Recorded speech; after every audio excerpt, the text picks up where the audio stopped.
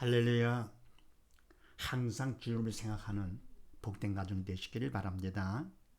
오늘 말씀은 빌립보서 4장 10절로 12절 말씀이 되겠습니다.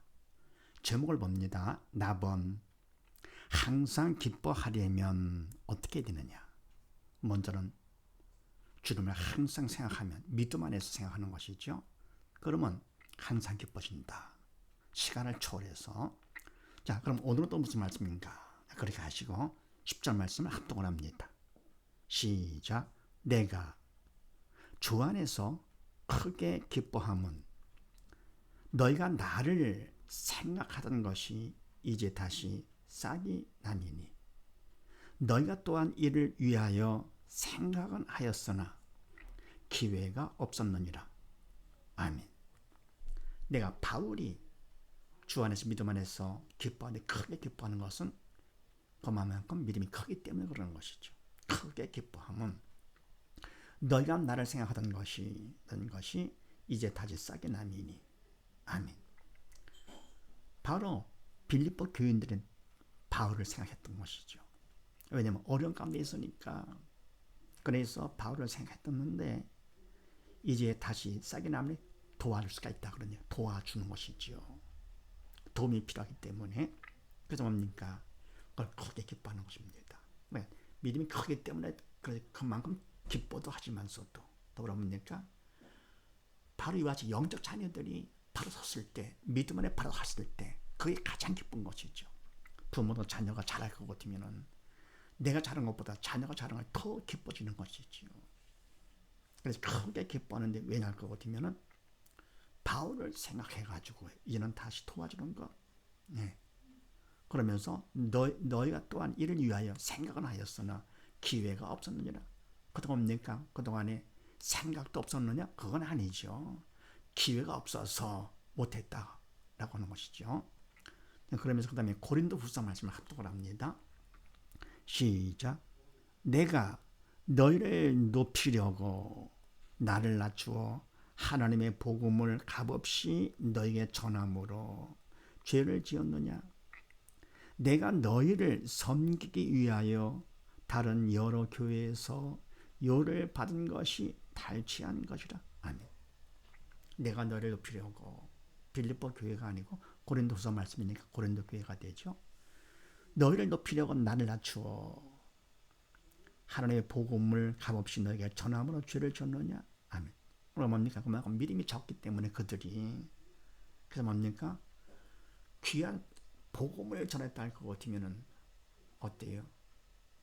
믿음 있는 사람들은 받는 것보다 주는 것을 더 먼저 하는 것이죠. 근데 뭐냐? 받았는데도 아무것도 없습니다. 할 것 같으면 거의 받지 못해서 섭섭한 것이 아니고 바로 그들 뭡니까? 믿음 안에서 한가지 못하고 있는 것이지요. 복음 전한 것이 결국은 사단의 도구로 쓰임 받도록 믿음이 없는 자 죄를 짓게 한 것이냐. 안타까운 것이죠. 그만큼 부모가 자녀를 정성을 들여 키우는데도 철이 없다. 가슴 아픈 일이죠. 근데 뭡니까? 바로 할 것 같으면 철들었어요. 가장 못한 것이죠. 왜요? 사랑하기 때문에. 마찬가지 바울도 이와 같이요. 하나님의 복음, 생명의 복음을 전하는데도 그것도 자기를 낮추면서 고린도 교인들 왔다가 높이려고 하나님의 칭찬받는 하나님의 자녀로 하려고 했는데 아무것도 없다. 그러면 믿음으로 행함이 없는 것이죠. 죄를 지었느냐? 내가 너희를 섬기기 위하여 다른 여러 교회에서 열을 받은 것이 탈취한 것이라. 아멘. 원래 뭡니까? 필요한 그 비용은 받은 사람이 하는 것이 원칙이죠. 사실은 먼저 받기보다 주는 자가 되어야 되는 것이죠. 근데 받았는데도 그냥 끝납니다. 그래서 다른 교회에서 데려가다가 했다. 그럼 뭡니까? 받아야 될 곳에서 받지 못하고 딴 데서 받았으니까 오히려 뺏어온 거나 마찬가지가 되는 것이죠. 그래서 뭡니까? 자녀도 부모를 잘 만나야 되겠지만 부모도 자녀를 잘 만나는 것, 서로 잘 만나는 게 중요한 것이죠. 이와 같이 영적으로도 서로 잘 만나는 것. 그런데 뭡니까? 빌립보 교인들은 다시 싹이 났기 때문에 그래서 바울이 크게 기뻐한다 그런 얘기입니다. 그래서 항상 기뻐하려면 어떻게 됩니까? 이와 같이 받은 것만큼 주고 이런 뭐가 있어야 되는 것이죠. 그 다음에 11, 12절 말씀 합독을 합니다. 시작. 내가 궁핍함으로 말하는 것이 아니라 어떠한 형편에든지 내가 자족하기를 배웠노니 내가 비천의 처할 줄도 알고 풍부의 처할 줄도 알아. 모든 일에 배부름과 배고픔과 배부름이와 배고픔과 풍부와 궁핍에도 일체의 비결을 배웠노라. 아멘.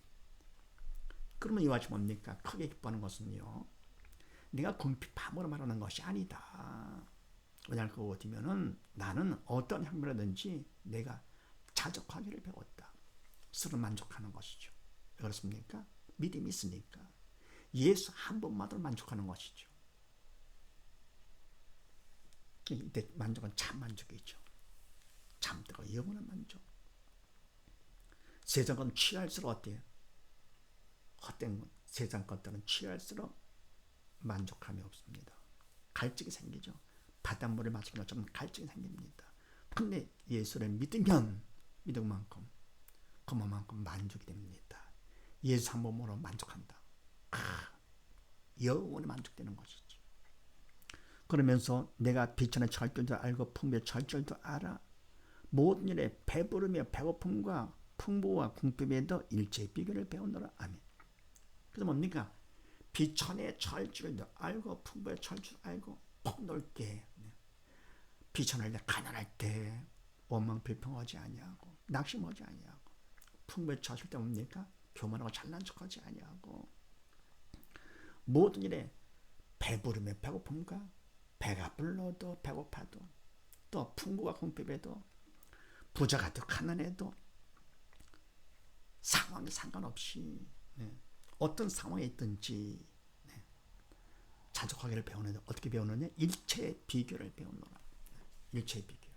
비결이죠. 믿음이 없는 사람, 세상 사람들이 이걸 모르죠. 비결. 바로 예수 한 분만으로 만족할 수 있는 거. 그럼 뭡니까? 어떤 어려움이 있다 하더라도 그냥 범사에 감사가 되는 거고 오히려 먼저 가실 때 더 감사할 수 있는 것이죠. 왜요? 그만큼 믿음 받는 기회가 되기 때문에. 그러니까 항상 기뻐지고 범사에 감사가 되죠. 어떻게 하면은요, 예수 한 분만으로 만족함을 배울 것 같으면은 믿음이 있으면 항상 기뻐집니다. 바로 이걸 우리가 배워야 되겠죠. 바로 믿음을 받으면 되는 것. 그래서 시편 23편 말씀을 합독을 합니다. 시작. 여호와는 나의 목자시니 내가 부족함이 없으리로다. 그가 나를 푸른 초장에 누이시며 쉴만한 물가로 인도하시는도다. 아멘. 그러니까 여호와께서 나의 목자가 되시니까 나는 뭡니까? 양만 되면 여호와 대신 목자 대신 여호와 하나님만 믿고 따를 것 같으면 만족한 것이요. 부족함이 없으리로다. 왜냐할 것 같으면 그가 나를 푸른 초장에 누이시고 풀밭에 누이시고요. 쉴만한 물가로 인도. 그럼 뭐가 필요합니까? 끝나는 것이죠. 예수 한 번만은 만족. 그럼 일체의 비결을 배운 것이고요. 항상 기뻐지는 것. 그 다음에 디모데전서 6장 말씀을 합독을 합니다. 시작. 그러나 지족하는 마음이 있으면 경건이 큰 이익이 되느니라. 우리가 세상에 아무것도 가지고 온 것이 없으며 또한 아무것도 가지고 가지 못하리니 우리가 먹을 것과 입을 것이 있은즉 족한 줄로 알 것이니라. 아멘.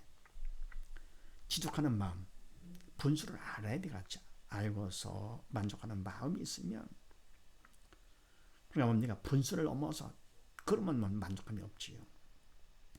경건이 큰 이익이 되니라. 바로 이런 마음이 경건에 속한 마음이지. 우리가 세상에 아무것도 가지고 온 것이 없으며 또한 아무것도 가지고 가지 못하리니 세상에 올 때 빈손으로 왔잖아요. 갈 때도 뭡니까? 빈손. 세상 사람들 그런 말을 하죠. 네. 공수, 네, 공수거. 빈손으로 왔다가 빈손으로 간다. 그러면 아무것도 가지고 온 것이 없으면 또한 아무것도 가져가지 못하니 다 육적인 것이기 때문에 육 그림자, 다 버리는 것이죠. 천국 갈 때 아무 의미가 없죠. 그런데 지옥 갈 때는 그게 필요하다 하더라도 못 가져가는 것이죠. 그런데 빈손으로 갑니다.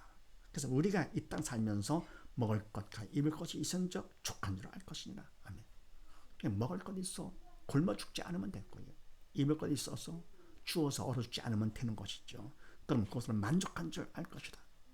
육적인 것은 보다도 바로 뭡니까? 영이시고 생명 되시는 주님 한 분만으로 만족하는 것, 이게 바로 지혜로운 믿음 있는 사람이 되는 것이죠. 그래서 항상 기뻐하려면 예수 한 분만으로 만족할 수 있는 자가 되면 믿음으로써, 그래서 오직 모두 다 예수 한 분만으로 만족하여 오직 모두 다 항상 기뻐하는 복된 가정 되시기를 주의 이름으로 축원드립니다. 감사합니다.